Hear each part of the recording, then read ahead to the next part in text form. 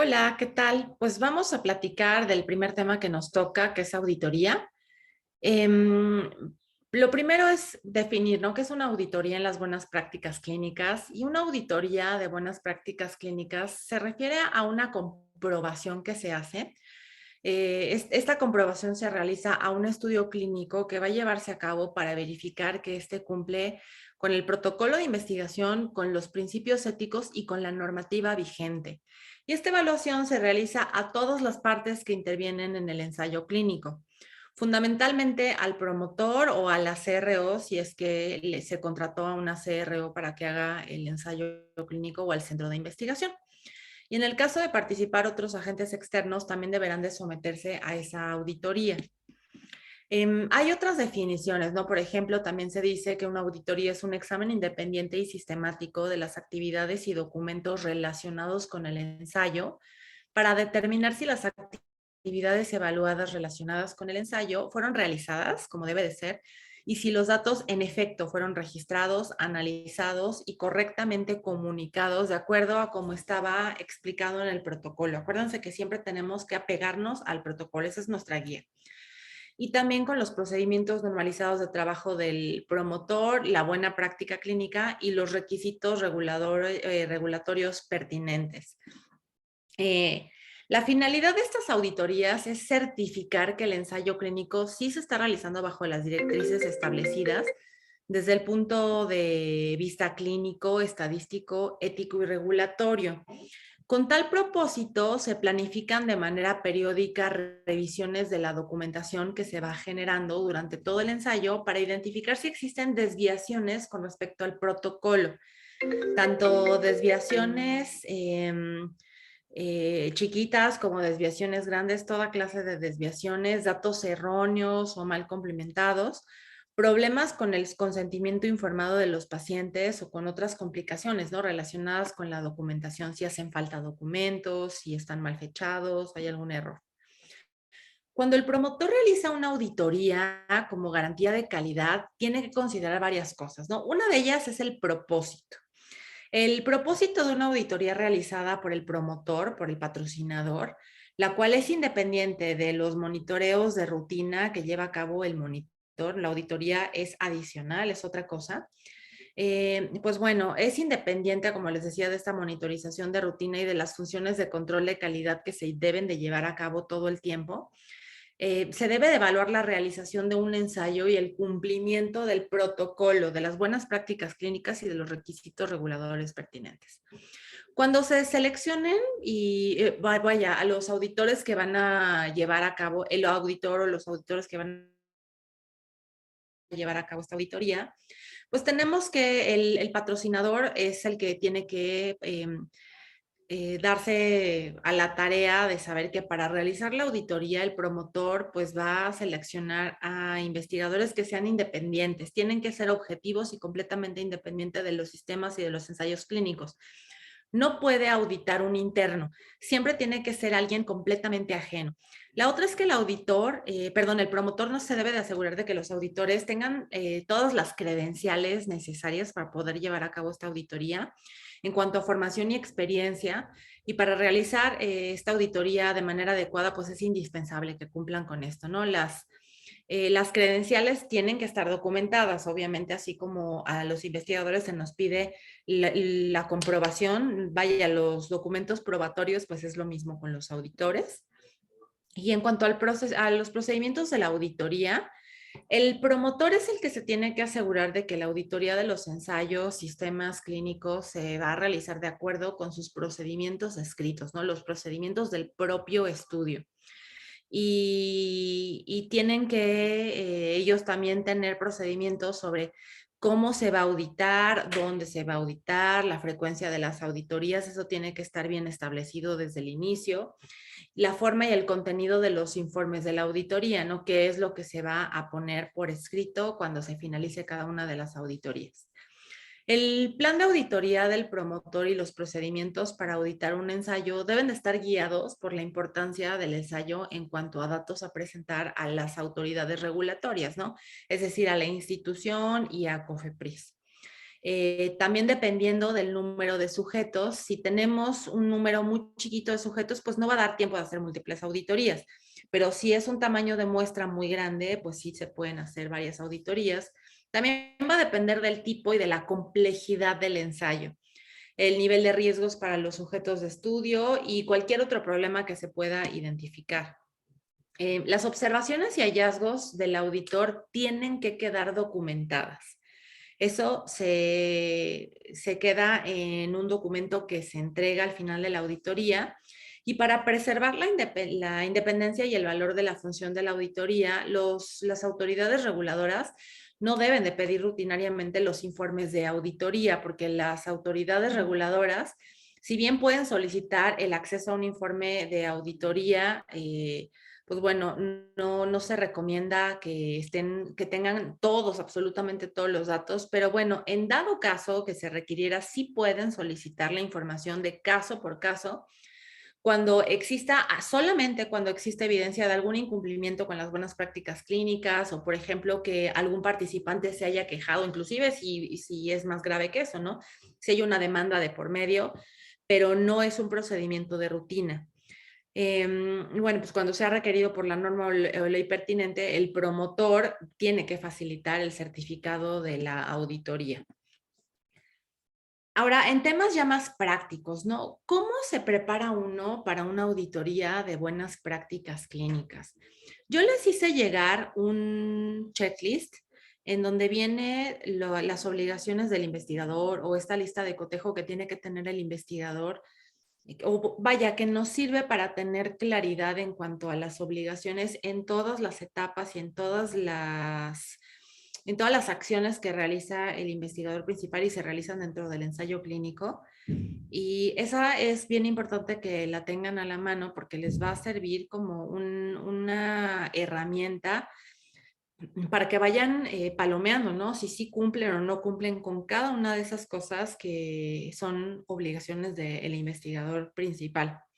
Entonces, bueno, retomando, ¿cómo nos vamos a preparar para una auditoría de buenas prácticas clínicas?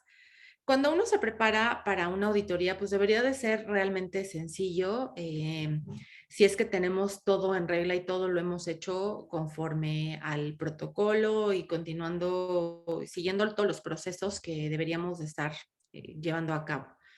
Entonces, si seguimos nuestros procesos, respetamos la normativa vigente, pues tendríamos que estar bien, ¿no? Sin embargo, pues durante el desarrollo de los ensayos clínicos, pues suceden cosas, ¿no? O sea, pueden haber desviaciones, como por ejemplo, cosas tan sencillas como que se supone que deberíamos de tomar la edad de el IFE de las personas. Y un participante no traía su IFE y le preguntamos su edad. Y resulta ser que nos dijo que tenía 75, la cual es la edad límite para aceptar en el protocolo. Y después, cuando ya tenemos acceso a su IFE o algún otro documento donde viene su fecha de nacimiento, pues resulta ser que no tenía 75, que tenía 77.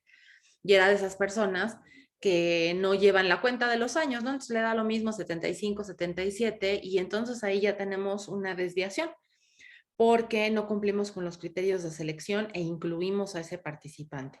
Entonces, las cosas pasan aun cuando tratemos de ser pues lo más apegados a todos los procedimientos que tenemos. Y pues bueno, el entorno farmacéutico es un área que está fuertemente regulada por numerosos procedimientos, normativas, protocolos de investigación, por lo que con tanta regulación y con pues sin este margen de error para cualquier situación que tengamos, pues es muy habitual incurrir en desviaciones.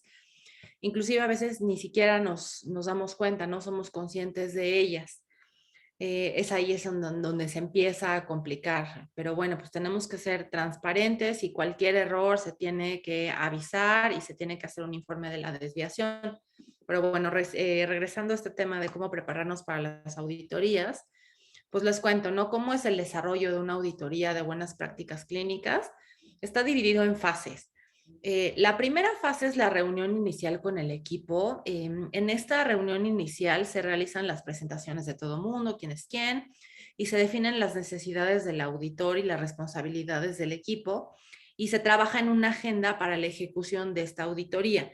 No es que llegue el auditor así de sorpresa y ya llegué, sino que se trabaja sobre una agenda, un plan de trabajo, porque pues hacer una auditoría es un trabajo muy complicado y requiere también de la colaboración del investigador y de su equipo de investigación para que le tengan a la mano los documentos. Otra fase o la siguiente fase, ya que se hizo esta reunión inicial con el equipo, pues van a ser las entrevistas con el equipo que participa en el proyecto, ¿no? Los subinvestigadores, laboratoristas, todas las personas que tienen alguna participación en el protocolo de investigación. En esa etapa, los distintos miembros implicados en el ensayo clínico, pues van a ser sometidos a entrevistas con el auditor y deben de estar preparados, ¿no? Tienen que, pues, estar tener la información que les van a pedir a la mano y tienen que tener en cuenta varios aspectos de la conducta, ¿no? Tienen que ser cooperativos, se tiene que evitar entrar en discusiones y facilitar la información que se nos está solicitando. Se hace en una siguiente visita, si no se termina todo en una sola, pues se visita las instalaciones porque el auditor pues va a necesitar verificar que las instalaciones en donde se está desarrollando este ensayo clínico, el consultorio, la farmacia, el archivo, el almacén, donde se tengan resguardados los consentimientos informados. Todos los departamentos que participen en el desarrollo del ensayo clínico van a tener que ser revisados por el auditor o la auditora. También hay otra fase en donde se le facilitan los documentos fuentes y los consentimientos a los auditores. Y esto pues es para que se revise uno por uno de estos documentos y pues tienen que estar todos en regla. El archivo y los documentos esenciales también es otra fase en la cual se revisan, pues como en el punto anterior, con los documentos fuentes y los consentimientos, también se tienen que entregar todos los archivos y los documentos esenciales al auditor.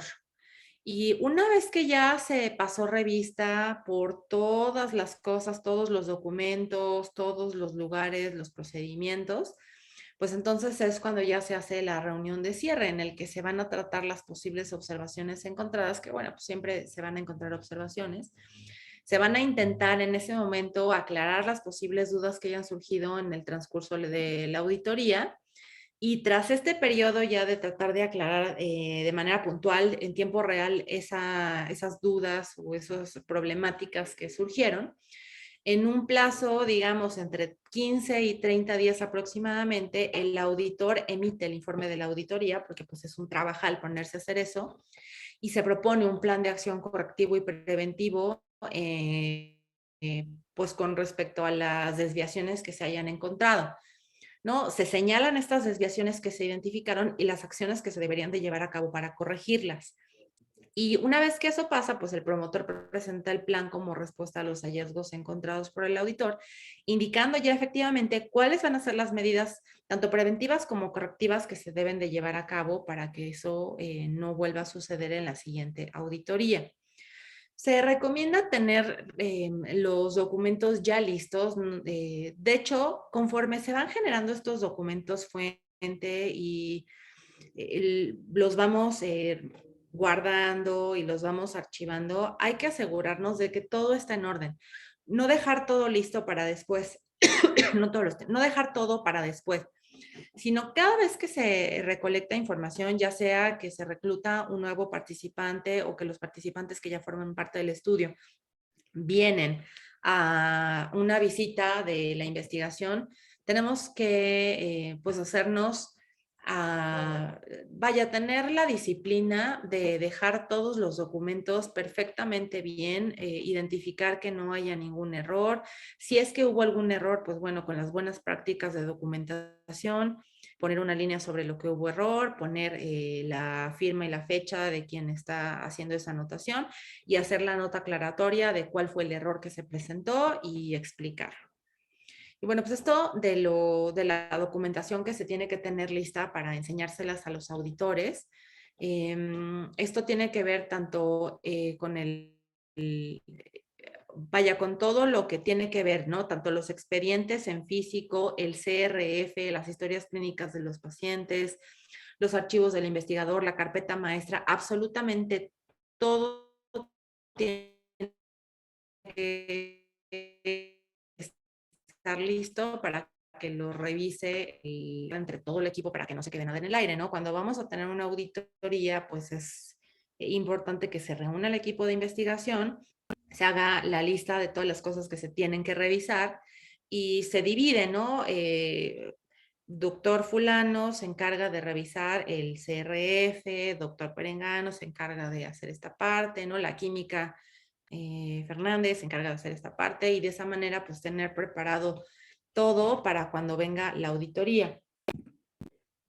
Otra recomendación es conocer las posibles complicaciones que hayan surgido durante el desarrollo del ensayo porque van a salir a colación y todos deberán de estar enterados con respecto a esas problemáticas, las desviaciones que se presentaron en el protocolo, situaciones excepcionales, para que puedan saber explicarlas ante el auditor y ante el promotor, porque pues también van a tener que rendir cuentas.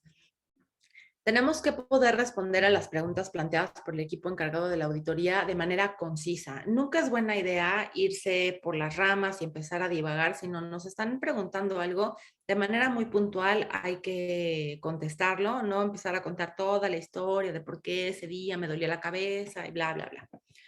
Y hay que, en caso de que haya habido un error, una desviación, pues tenemos que remediar el asunto. Entonces hay que facilitar los documentos que justifiquen o que demuestren que cualquier desviación que se haya presentado, pues bueno, ya se resolvió el problema. Hay que mostrar buena predisposición y un trato cordial. Si estamos con una si estamos hostiles, si estamos a la defensiva con el equipo o con el auditor o auditora que vaya, pues el resultado de esa auditoría pues no va a fluir muy bien porque entonces van a empezar con asperezas y van a empezar a surgir más problemas que a lo mejor no surgirían o que se podrían arreglar o que tienen una explicación que podría verse así en one-to-one durante el proceso de la auditoría. No hay que entrar en discusiones, siempre intentar evidenciar lo que se cuenta con documentación que lo avale y no intentar ocultar información, ¿no? Si algo se hizo mal, pues hay que asumirlo porque pues tenemos que trabajar en esos errores y eso va a venir en los resultados de la auditoría porque se van a proponer acciones para poder remediar ese asunto. Y hay que facilitarle la labor al auditor, pues cerrando con él fechas concretas en las que se pueda evaluar la auditoría. Se le debe de buscar un lugar adecuado en el centro para que pueda llevar a cabo su trabajo, ¿no? Una mesa grande para que pueda tener toda la documentación y cubriendo todas aquellas necesidades que pueda tener accesos a sistemas informáticos del proyecto, un lugar tranquilo en donde se pueda platicar con los miembros del equipo de investigación. Pero bueno, eso es pensando cuando estamos trabajando de manera habitual presencial. Ahorita tenemos muchas auditorías que son electrónicas, ¿no? Les platico pues rápidamente cómo funciona eso. Es bastante complicado porque todos los documentos fuente se tienen que escanear y se tienen que subir a una nube. Obviamente se tiene que etiquetar cada una de las carpetas, cada uno de los archivos, para que los auditores puedan entrar a ver, pues, todos los documentos, cartas de consentimiento informado, vaya, toda la documentación que se genera a partir de un proyecto de investigación. Entonces, pues el hecho de poder tener la capacidad de organizar estas carpetas en las nubes y tenerlo todo a la mano, pues es más trabajo todavía. Pero bueno, mientras siga haciendo en línea todo esto, ya empiezan algunas reuniones presenciales, pero en general ahorita todavía sigue siendo todo en línea y pues bueno, probablemente vaya a quedarse esta modalidad en mucho, pues sí, probablemente varios auditores vayan a adoptar esta forma de hacer pues las evaluaciones, las auditorías y también tenemos que acostumbrarnos a ello. Se complica más el asunto cuando tienen también que hacer las visitas de manera virtual porque se tienen que hacer con una cámara, llevar pues con el teléfono, con cualquier otra herramienta que se tenga, llevar a los lugares en donde se está llevando a cabo el proceso de la dispensa del medicamento, todas las acciones. En algunos casos, pues eso se va a dificultar mucho porque por los mismos equipos que hay en las clínicas, en los hospitales, en los centros de investigación, no siempre hay muy buena recepción y no siempre hay internet. Eso, en mi experiencia, ha sido todo un reto porque tenemos que recolectar esas imágenes y de plano no hay manera de hacerlo en tiempo real. Pues bueno, se graban videos de cómo se están llevando a cabo las cosas y se entregan las grabaciones a los auditores para que puedan hacer una evaluación del lugar como tal, lo que se refiere a la farmacia, el consultorio, archivo, etcétera. Entonces, bueno, con base en la lista de cotejo que les hice llegar y esta charla que acabo de tener con ustedes, les propongo que tengamos un ejercicio. Imagínense que ustedes son el investigador principal de un ensayo clínico controlado, aleatorizado, y les van a hacer una auditoría del estudio que están llevando a cabo. Por favor, hagan una lista de los documentos que van a tener una junta con su staff, con todo el equipo de investigación, y se van a poner de acuerdo con respecto a los documentos que tienen que tener a la mano para el auditor cuando sea la fecha en donde se va a realizar la auditoría. Entonces, por favor, necesito que hagan una lista de los documentos que tienen que tener a la mano para que revise el auditor y una lista de recomendaciones que ustedes le darían a su equipo para salir pues bien de esta auditoría y cumplir con los requisitos. Entonces, pónganle pausa a su video y por favor hagan este ejercicio. ¿Listos? ¿Ya terminaron el ejercicio? Pues entonces les voy a pedir que por favor me lo manden a mi WhatsApp para ver qué están identificando como los documentos que se les van a revisar cuando tengan una auditoría y como líderes de ese equipo de investigación, como investigadores principales, pues qué recomendaciones le dieron a su equipo para poder enfrentar esta auditoría.